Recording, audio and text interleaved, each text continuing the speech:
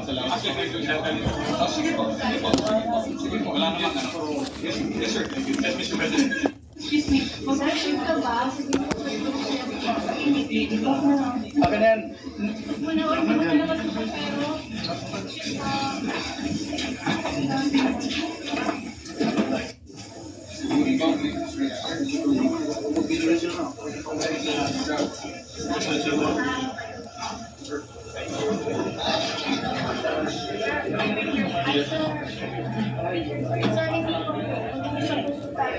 Doon na lang sir, ha?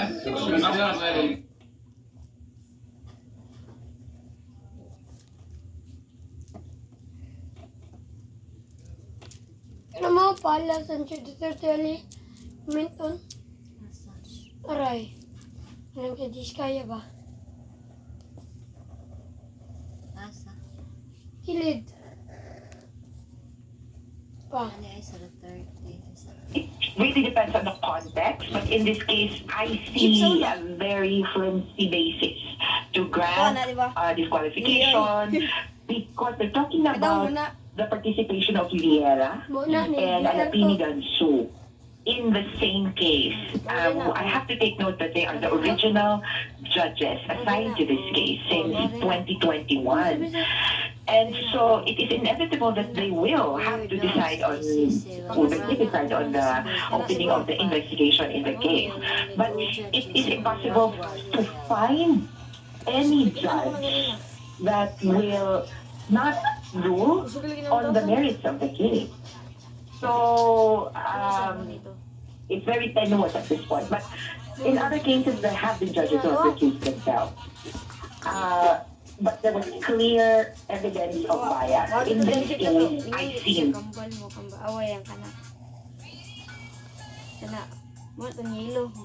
In the latest, former President Duterte has sought the dismissal of his case at The Hague. His lawyers argue the International Criminal Court does not have jurisdiction in the Philippines. For a matter of fact, the 38-page filing submitted to the ICC even claims that the World Court overstepped its authority by approving the investigation into Duterte's war on drugs, which Manila admits killed over 6,000 people. Duterte's lawyers cite the Article 12, Clause 2 of the Rome Statute, which they claim suggests a country must be a part.